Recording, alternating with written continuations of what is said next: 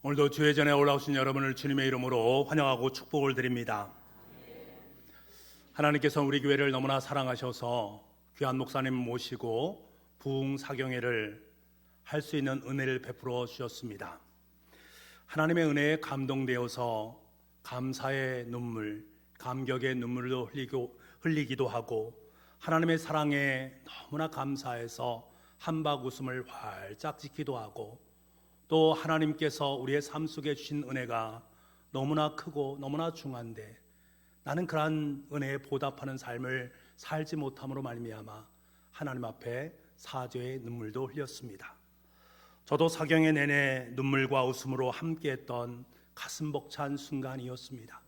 그리고 제 마음속에 결단했습니다. 하나님, 목사로서의 모든 사명, 하나님의 영광을 위해서 최선을 다하겠습니다 라는 마음을 품었습니다. 한 주간 동안 저의 마음속에 가득 찼던 한 단어가 있었습니다. 그것은 바로 마음이란 단어입니다. 저는 사경의 내내 제 마음속에 질문을 하고 또 질문했습니다. 재환아, 네 마음속에 진정 예수님께서 주인으로 자리매김하고 있느냐? 진짜 예수님을 나의 주인으로 모시고 있느냐? 아니면 단지 한 손님으로 모시면서 살지는 않았느냐 하는 질문입니다. 예수님을 믿는다고 고백하는 성도들에게 예수님을 믿음으로 고백하십니까? 예수님을 영접하셨습니까? 라고 물으시면 100이면 100 yes 라고 대답합니다. 그런데 대답하는 많은 분들의 모습을 유심히 살펴보게 되면 예수님은 영접하기는 영접했는데 그 예수님과 함께 동행하면서 예수님의 인생의 주인으로 모시고 살아가는 사람은 그렇게 많지 않음을 발견하게 됩니다. 예수님을 단지 마음의 손님 정도로 여기는 분들이 많으셨다라는 사실입니다. 주님을 주인으로 모신다라는 것은 내 삶을 하나님 앞에 내어드린다라는 것을 의미합니다. 내가 가지고 있는 이 마음, 내가 가지고 있는 이 생각, 내가 가지고 있는 이 모든 행동 하나하나를 하나님께 내어 맡기면서 하나님께서 하기를 원하시는 그 일을 행하는 것이 내 마음의 주인을 예수님으로 모신다라는 의미입니다.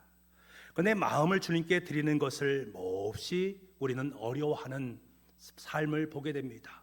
왜 그렇게 어려워할까? 우리의 마음속에 세상의 걱정과 염려, 원망과 질투, 사람들과의 관계가 마음속에 가득 차 있기 때문에 그렇습니다. 그래서 마음속에 주님을 모시기가 너무나 어렵고 힘든 것들이지요. 여러분, 많은 그리스도인들이 살아가면서 하나님께서는 왜 나의 삶 속에 역사하지 않는 것일까? 왜 나의 삶 속에 역사하셔서 내 삶의 길을 강하게 인도하시는 것을 내가 느끼지 못할까? 너무나 답답한 마음을 품고 살아가는 분들이 계십니다. 왜 그런지 아십니까? 사실은 그 마음이 하나님께 내어드려야 되는데 하나님께 내어드리지 못했기 때문에 그렇습니다. 다시 말하면 나의 문제이지 하나님의 문제가 아니란 말입니다. 하나님께서 우리에게 가장 원하시는 것은 다른 것이 아닙니다. 여러분의 마음입니다. 하나님은 우리의 모든 것을 마음대로 다 하실 수 있습니다만 우리가 단 하나, 우리가 모든 것을 다 행하고 다 행하실 수 있고 다 역사할 수 있습니다만 단 한 가지 할 수 없는 것이 바로 우리의 마음입니다. 하나님께서는 우리의 마음속에 직접 찾아오셔서 나를 조정하시고 나를 인도하기를 원하시는 그 모습이 있습니다만 내가 마음을 하나님께 내어 맡기지 못함으로 말미암아 하나님은 그렇게 하지 못하십니다. 그래서 하나님께서 가장 원하시는 것은 바로 저와 여러분의 마음입니다. 재환아, 네 마음을 나에게 내어놓으라. 여러분에게 주님께서는 여러분의 마음을 하나님께 내어 맡기기를 원하시고 계십니다. 이러한 은혜가 있기를 간절히 소망합니다. 이 마음을 가질 때에 우리는 하나님과 아름다운 교제를 나눌 수 있고 하나님과 깊은 사귐 속으로 들어갈 수가 있습니다. 그런데요, 사람들은 이 마음을 하나님께 내어드리기를 너무나도 싫어합니다. 그래서 성경 말씀에 보게 되면 그들이 마음에 하나님 두기를 싫어하매라고 말을 하고 있습니다. 그들의 마음에 하나님 두기를 싫어했다. 예수 그리스도를 믿지 않는 사람들의 마음에 하나님 두기가 너무나 싫은 거예요. 그래서 하나님의 마음을 하나님께 내어드리지 않습니다. 여러분, 믿지 않는 사람들만의 문제입니까? 그렇지 않다라는 것이 비극적인 것입니다. 믿지 않는 사람들만의 이야기가 아니라 믿음을 가지고 있는 우리도 때로는 하나님께 내 마음을 내어드리기를 싫어하는 우리의 모습을 보게 됩니다. 가히 충격적인 이야기입니다. 예수를 믿습니다. 예수님 나의 왕이십니다. 나는 주님의 종입니다. 나는 주님의 백성입니다. 입술로는 내 삶을 고백하지만 정작 내 마음 자체를 하나님께 내어드리지 못합니다. 내가 왕이라며, 네가 하나님의 백성이라며, 그럼 내 말대로 해 라고 말할 때 그 말이 나의 삶 속에 어려움으로 작동하기 시작하면, 아유, 하나님 지금은 아니고요, 다음에 하나님께서 내 왕이 되어 주십시오, 지금은 아니고요 라고 말하는 우리의 모습을 보게 되는 것입니다.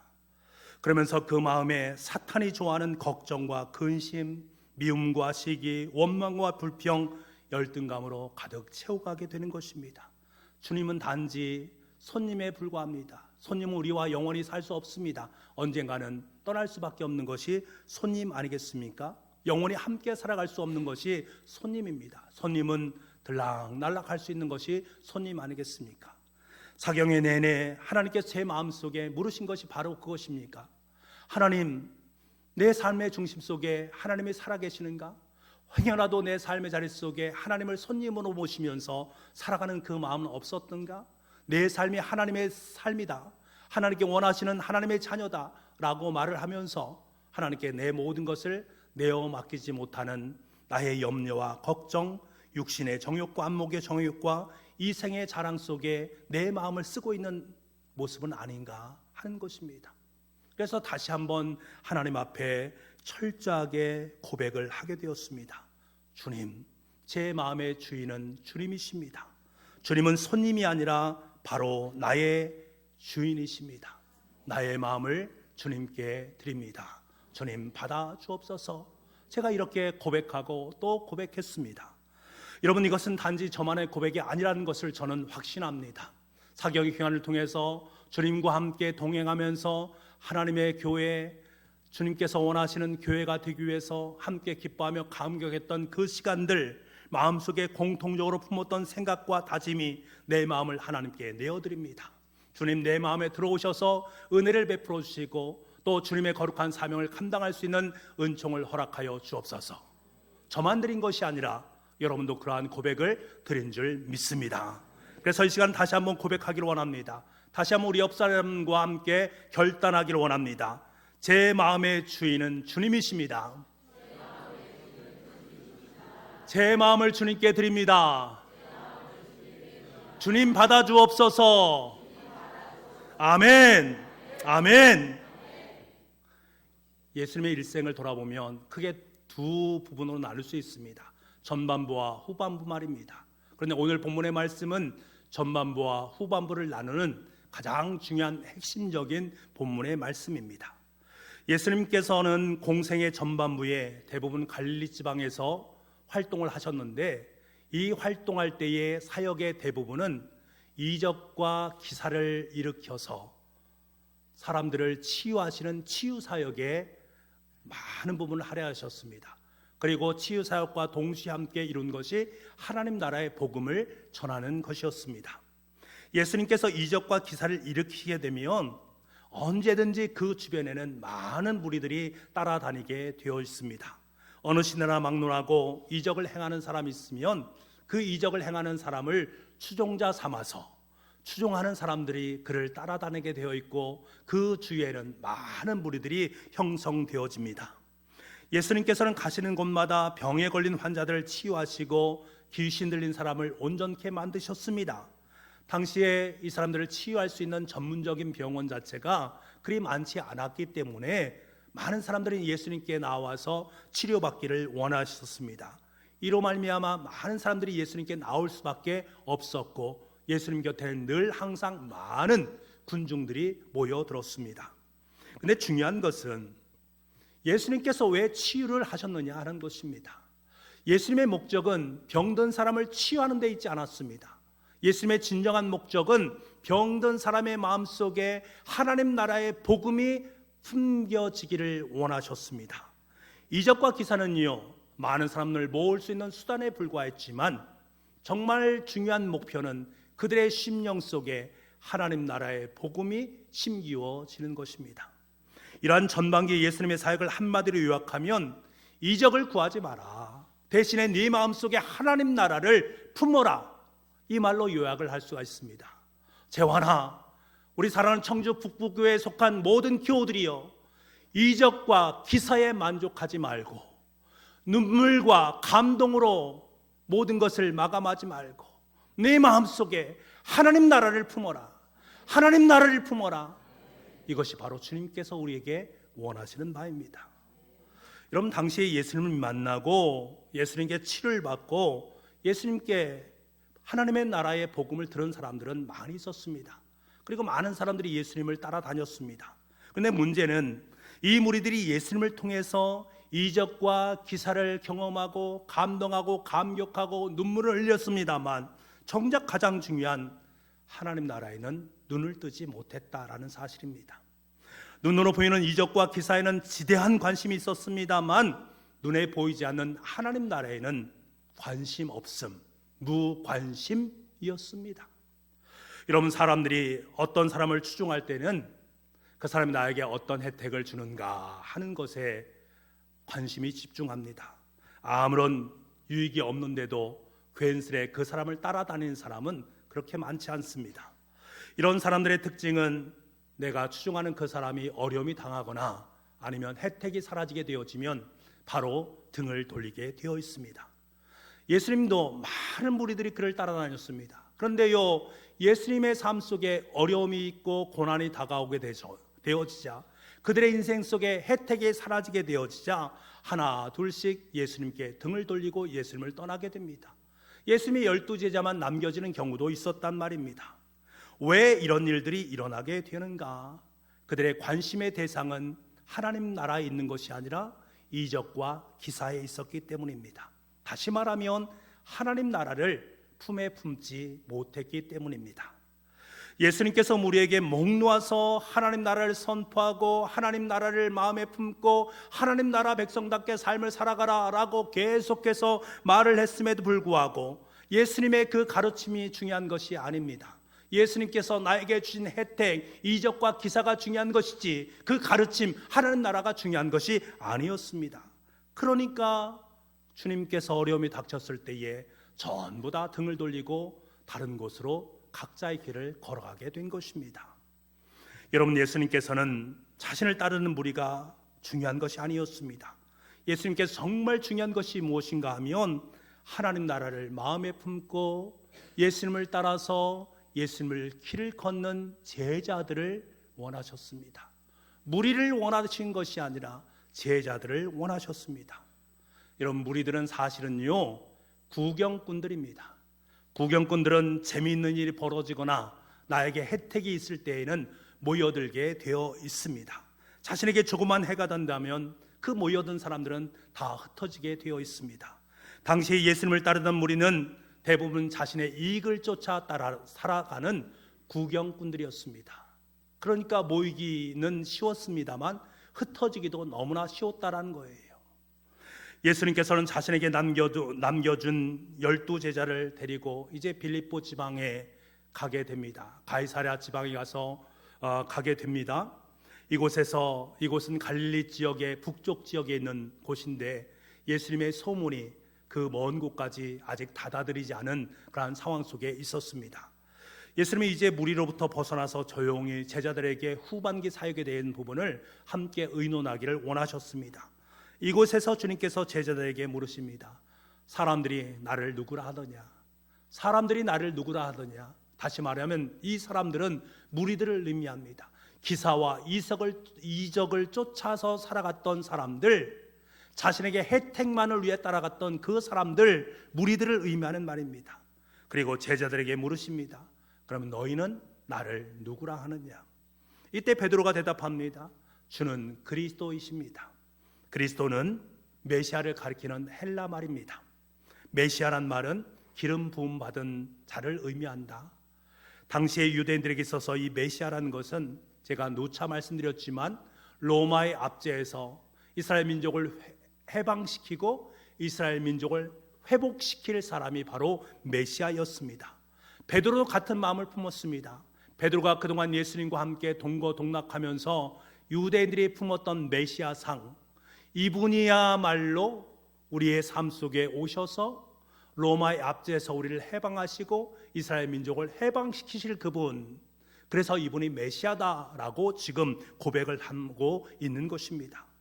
이때 예수님께서는 제자들에게 깜짝 놀랄 만한 말씀을 하고 계십니다. 31절 말씀인데요, 우리 31절 말씀을 같이 한번 읽어보겠습니다. 같이 읽겠습니다. 시작. 인자가 많은 고난을 받고 장로들과 대제사장들과 서기관들에게 버림받아 죽임을 당하고 사흘 만에 살아나야 할 것을 비로소 그들에게 가르치시되. 예수님 지금까지 단 한 번도 거론하지 않으셨던 자신의 미래에 대해서 거론하십니다. 앞으로 많은 고난을 받게 될 것이고 십자가에 못 박혀 죽게 될 것이고 다시금 3일 만에 부활하게 될 것이다 라는 사실을 말씀을 하십니다. 예수님의 제자들은 도대체 이해할 수가 없습니다. 베드로를 비롯한 제자들이 예수님을 메시아로 여겼기 때문에 분명히 로마 제국을 몰아내고 이스라엘을 회복시킬 분으로 이해했는데 죽는다니 말도 안 된다, 이해할 수 없다, 도대체 납득이 가지 않는다. 그러니까 베드로는 어떻게 합니까? 분을 바라기 시작하는 것입니다.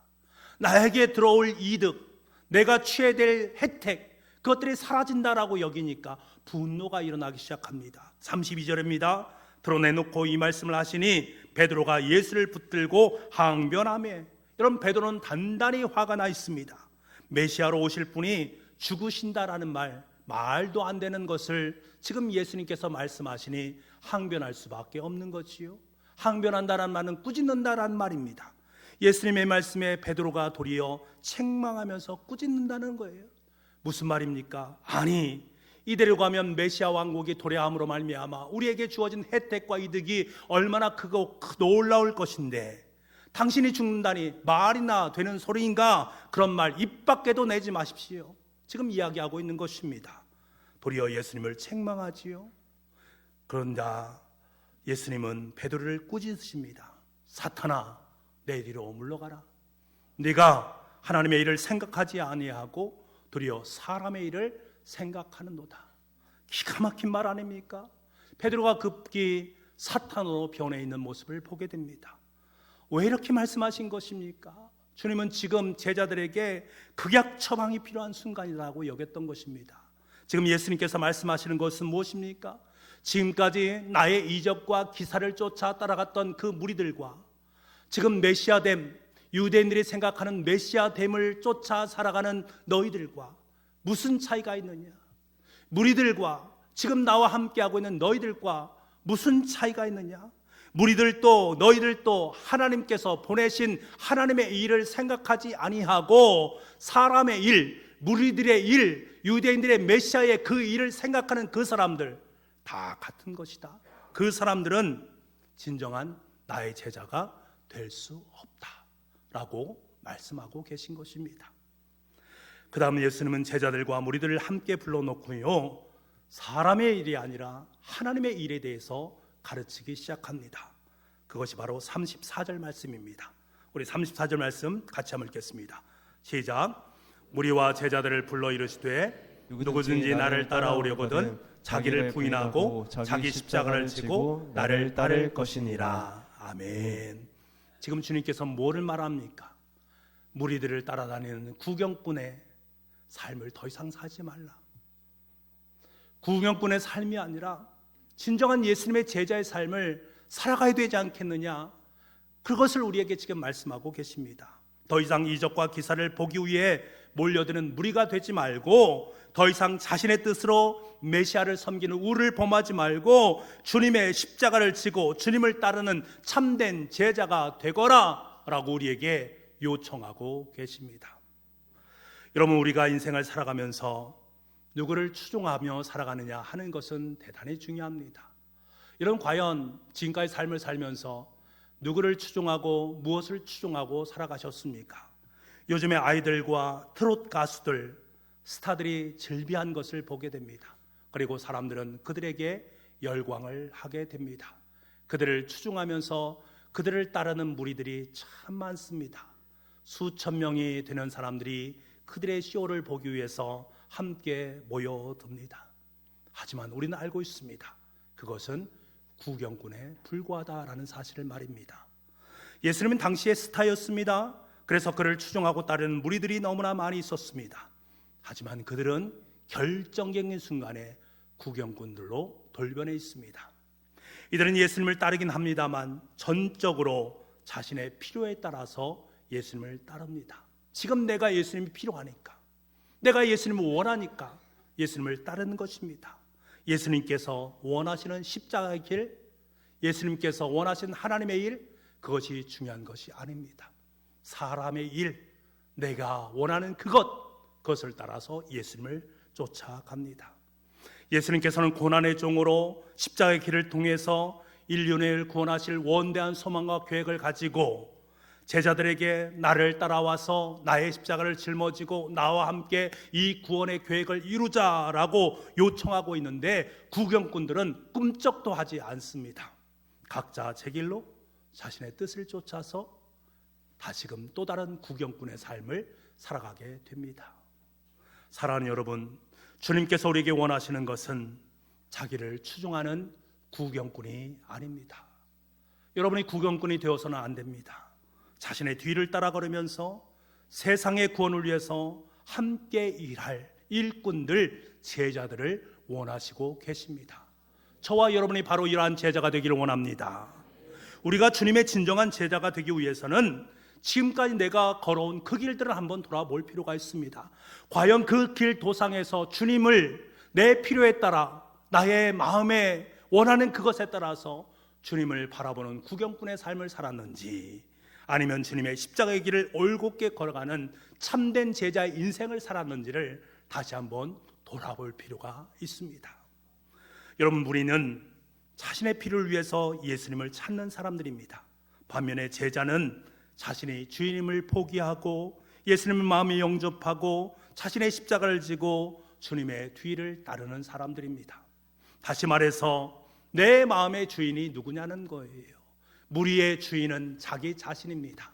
반면에 제자의 주인은 예수 그리스도이십니다. 예수 그리스도를 쫓아 예수 그리스도의 길을 걸어가는 그 사람들이 바로 제자들입니다. 오늘날 한국교회를 보십시오. 오늘날 교회 공동체를 바라보십시오.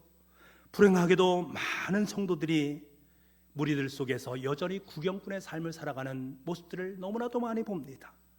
주님을 만나기 위해서 무리에 속해서 따라다니기는 합니다만 자기의 유익과 만족을 위해서 이적과 기사에 만족하고 은혜에 만족하고 눈물을 흘린 것에 만족하고 살아가는 그러한 성도들이 너무나 많이 있다라는 것입니다.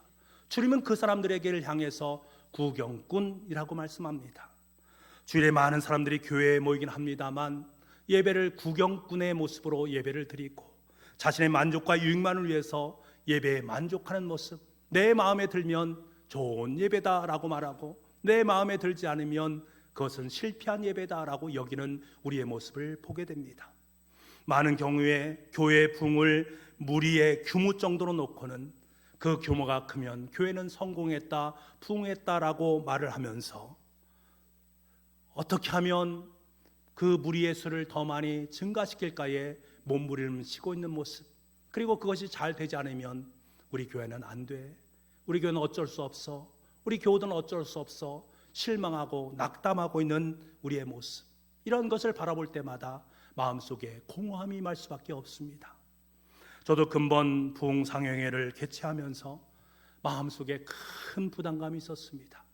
그 부담감이 무엇이냐면 참 귀하고 복된 목사님을 모셔놓고 우리 교우들이 좀 많이 참여하면 좋을 터인데, 우리 교우들이 많이 참여해서 함께 은혜 받으면 좋을 터인데 숫자에 굉장한 마음을 품고 있는 상황 속에 있습니다.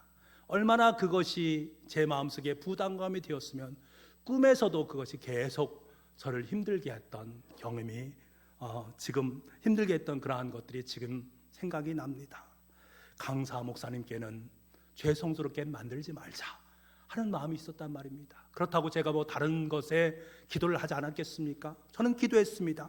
근본 비웅사경을 통해서 우리 교우들이 함께 주님 앞에 나와서 은혜 받고 함께 기뻐하고 함께 아름다운 주님의 제자로 설 수 있게 해달라고 하나님 앞에 간절히 기도했습니다. 하지만 마음 한켠에는, 가장 깊은 곳에는 우리 교우들의 참석 여부가 가장자리에 놓여 있음을 저는 알게 되었습니다. 그런데 부흥상회를 시작하면서 제 마음속에 대번 이것은 의미 없는 것임을 깨닫게 되었습니다.